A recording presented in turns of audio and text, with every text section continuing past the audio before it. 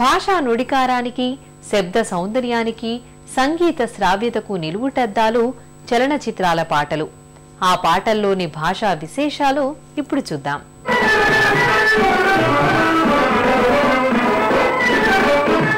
పాటలోనే నాదు ప్రాణాలు కలవన్న నారాయణరెడ్డి తన సంగీత ప్రజ్ఞతో అరుదైన పాటలు రాశారు. తెలుగు భాషలోని లయని సాధారణ ప్రేక్షకులకు దగ్గర చేశారు.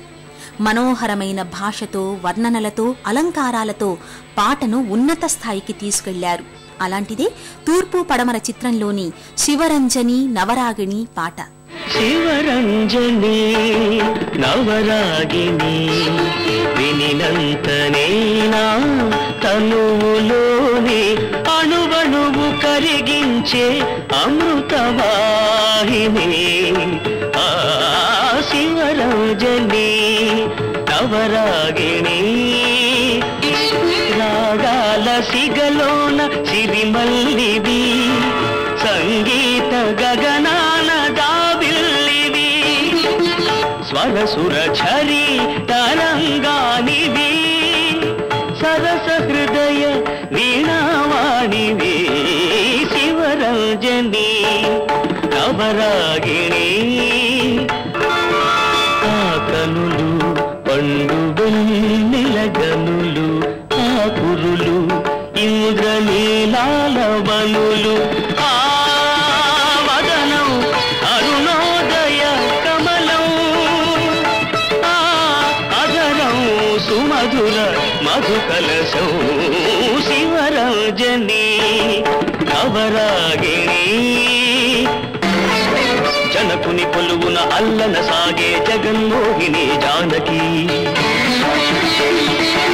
వేణుధరుని రథమారోహించిన విదుషీమణి రుక్మిణి,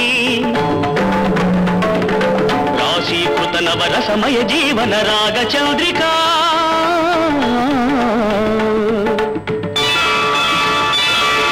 లలిత లావణ్య భయద సౌందర్య కలిత చండిక,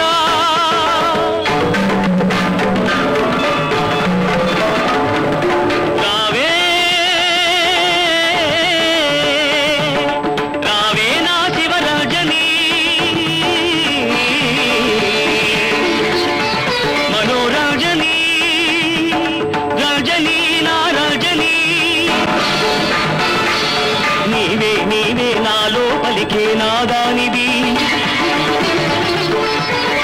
నీవే, నాదానివి నాదానివి నీవే నాదానివి. మధ్య వయసున్న స్త్రీ రూపానికి, గానానికి మంత్రముగ్ధుడైన ఓ యువకుడు అనితర సాధ్యంగా రాగోద్రేకంతో పాడే పాట ఇది. శివరంజని రాగంలో సాగి మన భాషా గొప్పతనాన్ని చాటి చెప్పిన గీతమిది. సౌందర్య వర్ణనంలో నారాయణరెడ్డి సరికొత్త ఉపమానాలు చేశారు.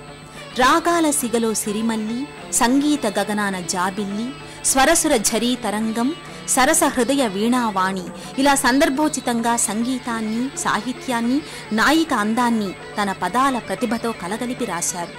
కనులను పండు వెన్నెల గనులు, కురులను ఇంద్రనీలాల వనులు, వదనాన్ని అరుణోదయ కమలం, అధరాన్ని సుమధుర మధుకలశమని ఎన్నో రూపకాలను నిత్య నూతనంగా ప్రయోగించారు. పాట మధ్యలో నాయిక మందలింపుగా చూస్తే ఆమె రూపాన్ని జగన్మోహినిగా సంబోధించారు. నాయకుని భావావేశానికి తగినట్లు జటిలమైన గ్రాంథిక పదాలను విరివిగా వాడారు. రాశీకృత నవరసమయ జీవన రాగచంద్రిక, లలిత లావణ్య భయద సౌందర్య కలిత చండిక అంటూ కట్టలు తెంచుకున్న నాయకుని ఆవేశాన్ని భాష ద్వారా చూపి పాటను రక్తి కట్టించారు నారాయణరెడ్డి. చివరకు నాయకుని మనసును తెలుపుతూ నాలో కదిలే నాదానివి అనే వాక్యాన్ని సభంగ శ్లేషతో నా దానివిగా చేసి పాటను పతాక స్థాయికి తీసుకెళ్లారు. సామాన్యులకు అర్థం కాని సంస్కృత సమాసాలు ఉన్న ఈ పాట నేటికి ఆపాత మధురంగా శ్రోతల హృదయాలను కొల్లగొడుతూనే ఉంది.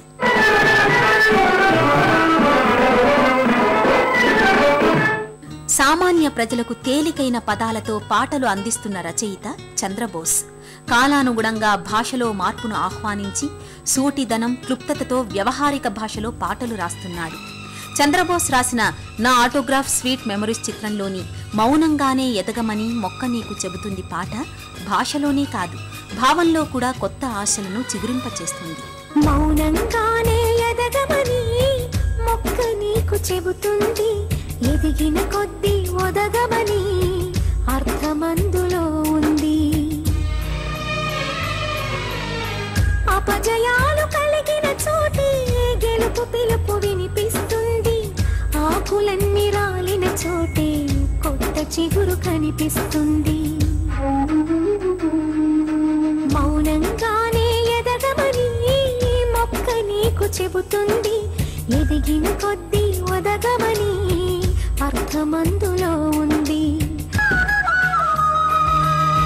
దూరమెంతో ఉందని దిగులు పడకునేస్తమా, దరికి చేర్చుదారులు కూడా ఉన్నాయిగా. భారమెంతో ఉందని బాధపడకునేస్తమా, బాధ వెంట నవ్వుల పంట ఉంటుందిగా. సాగర మథనం మొదలవగానే విషమే వచ్చింది. విసుగే చెందక కృషి చేస్తేనే అమృతమిచ్చింది. అవరోధాల దీవుల్లో ఆనంద నిధి ఉన్నది. కష్టాల వారధి దాటిన వారికి సొంతమవుతుంది. తెలుసుకుంటే సత్యమిది, తలచుకుంటే సాధ్యమిది. మౌనంగానే ఎదగమని మొక్క నీకు చెబుతుంది ఎదిగిన కొద్దీ ఒదగమని అర్థమందులో ఉంది.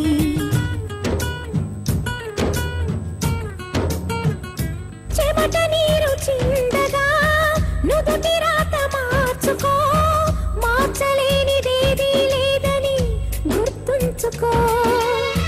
పిడికిలి బిగించగా చేతి గీత మార్చుకో, మారిపోని కథలే లేవని గమనించుకో. తోచినట్టుగా అందరి రాతను బ్రహ్మే రాస్తాడు, నచ్చినట్టుగా నీ తల రాతను నువ్వే రాయాలి. ధైర్యాన్ని దర్శించి దైవాలే తలదించగా, మా ధైర్యాన్ని దర్శించి దైవాలే తలదించగా, మా సంకల్పానికి ఆ విధి సైతం చేతులెత్తాలి. అంతులేని చరితలకి ఆది నువ్వు కావాలి. మౌనంగానే ఎదగమని మొక్క నీకు చెబుతుంది ఎదిగిన కొద్దీ ఒదగమని అర్థమందులో ఉంది. చిత్రంలో నిరాశ నిస్పృహలతో నిండిన నాయకునిలో అతని మిత్రుల్లో ఉత్సాహాన్ని, భవిష్యత్తుపై నమ్మకాన్ని కలిగిస్తుంది ఈ పాట. ధైర్యాన్ని కూడా నూరిపోస్తుంది. మనిషి జీవితానికి మొక్కను ప్రతీక చేస్తూ పల్లవిని ప్రారంభిస్తాడు రచయిత. ఎదిగినా ఒదిగుండాలనే గొప్ప గుణాన్ని తెలియచేశాడు. అపజయాల తరువాత గెలుపు పిలుపు వినిపిస్తుందని చెప్పడానికి ఆకులన్నీ రాలిన చోటే కొత్త చిగురు కనిపిస్తుందన్న ప్రకృతిగతమైన సత్యాన్ని జోడించాడు రచయిత. దూరం ఎంత ఉన్నా దారులు, బాధ వెంటే నవ్వుల పంట ఉంటాయన్న విషయాలని సాగర మథనంలో మొదట విషమే వచ్చిందని, ఆ తరువాతే అమృతం ఇచ్చిందన్న పురాణ కథతో సమర్థిస్తాడు. అవరోధాల దీవుల్లోని ఆనంద నిధి కష్టాల వారధి దాటిన వారికే సొంతమవుతుంది అంటాడు. తెలుసుకోవాల్సిన సత్యం తలచుకుంటే సాధ్యమని పాఠకుల్లో సైతం చైతన్యాన్ని తెస్తాడు. కృషితోనే అన్నీ సాధ్యమని గుర్తు చేస్తూ చెమట నీరు చిందించి నుదిటి రాతను, పిడికిలి బిగించి చేతి గీతను మార్చుకోవాలంటాడు. బ్రహ్మరాతను సైతం కాదని ఎవరి రాతను వాళ్లే రాసుకోవాలని కర్తవ్యోన్ముఖుల్ని చేస్తాడు. ధైర్యానికి దైవాలే తలదించాలని, విధి సైతం చేతులెత్తాలని ఉద్బోధిస్తాడు. చివరలో చరిత్రకే ఆది నువ్వు కావాలని నిలువెత్తు గుండె బలాన్ని మనిషిలో నింపి ధ్యేయం వైపు నడిపిస్తాడు. సాధారణ పదజాలంతో నిండిన ఈ పాట అసామాన్యమైన శక్తిని ప్రేక్షకుల్లో నింపుతుంది. దూరము, దిగులు, దరికి చేర్చు దారులు, అవరోధాల దీవులు, కష్టాల వారధి, దైవాలే తలదించడం, విధి సైతం చేతులెత్తడం వంటి పదబంధాలు సరికొత్తగా కనిపిస్తాయి. తెలుగు భాషలోని నవ్యతకు, చంద్రబోస్ ప్రజ్ఞకు నిదర్శనంగా నిలుస్తాయి. మరికొన్ని విశేషాలు చూసే ముందు మరో విరామం.